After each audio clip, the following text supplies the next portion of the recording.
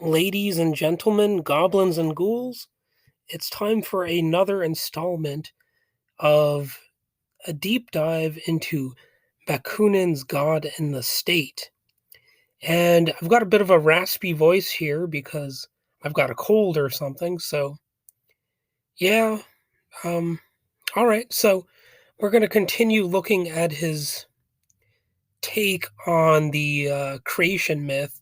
That's a standard part of Christianity. So, Bakunin said, Jehovah, who of all the good gods adored by men was certainly the most jealous, the most vain, the most ferocious, the most unjust, the most bloodthirsty, the most despotic, and the most hostile to human dignity and liberty. Jehovah had just created Adam and Eve to satisfy we know not what caprice. No doubt to while away his time, which must weigh heavy on his hands in his eternal egoistic solitude, or that he might have some new slaves. He generously placed at their disposal the whole earth, with all its fruits and animals, and set but a single limit to his complete enjoyment. He expressly forbade them from touching the fruit of the tree of knowledge. He wished, therefore, that man, destitute of all understanding of himself, should remain an eternal beast, ever on all fours before the eternal God, his creator and his master. But here steps in Satan, the eternal rebel, the first freethinker and the emancipator of worlds. So I'm going to stop quoting Bakunin right now and just note how really he kind of had a very metal take on on the concept of Satan, right? He said he was a rebel, free thinker, emancipator. I mean, that's some pretty hardcore stuff. It's like I think Bakunin would have been a metalhead perhaps because it's pretty hardcore. So, what can be made of this creation tale? Well, the imagery that I have gathered over the years is that, Satan takes hold of the branches of the forbidden tree, but seeing that Eve has not fully seen it, he entices her with many presents and tempts her to partake of its fruit. God knows, but he that eateth it shall surely die, he says.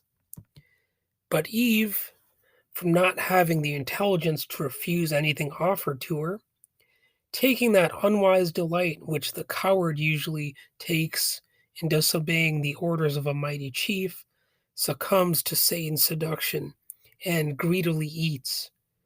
The consequences follow, while Satan delights in his triumph as the ultimate schemer. He sinks into the shadow of death and shall remain there until he recovers his kingdom and strength, that he may come back to kill the tree itself, or something like that. I don't know. I mean, it's often suggested that he's like a destructive force, but what is his goal through the destruction? It's a little bit unclear. Does he just like is he like Beavis and Butthead? He just likes to cause chaos. I don't know, but that's really the implication that he just likes wickedness and wildness and chaos and all that. I guess he's like a certain narcissistic, um, egocentric person who has held power recently in the United States. I'll let you guess who I might be referring to. Not that he's that powerful. The person that I'm referring to, that I'm hinting at, he's not quite as powerful as Satan supposedly is. But there's a little bit of a personality crossover. Um, cynically using people, manipulating them just to like mock, the negative consequences that follow. Why does that sound familiar? But anyway, in vain is the Father of God reproached for having placed such severe restrictions on the family. He was too prudent, his mercy cannot hold a country together, but no matter. It was human nature that had ordered Adam to take his wife to the tree, and human nature that had been inured to it and found it an easy thing to pluck the fruit from the tree and taketh a bite.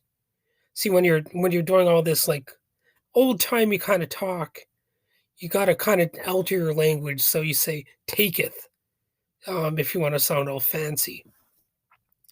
And what was that sticker with bars and numbers on it that was on the apple anyway? Well, just kidding. But with, with with the way that commercialism is, you would think that more of these corporations would have like had more advertisements with the creation myth kind of used in them. But I guess I'm sure there have been some ad campaigns like that.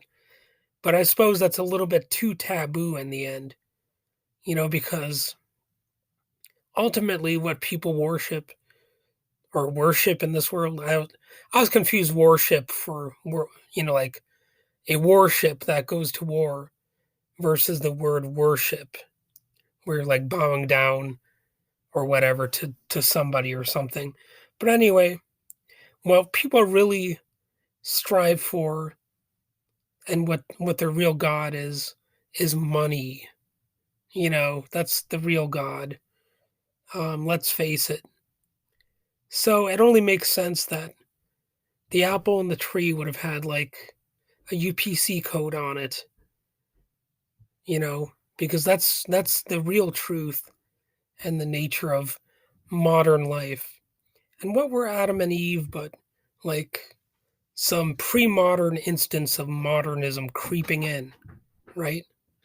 Like they're called the creation myth, but really it's implied that their whole legend ties into the modern day. Like we wouldn't have anything that we have now were it not for this little creation story. So like, the those ads that we're talking about TV and VCR repair and like Ronald McDonald and all that kind of stuff.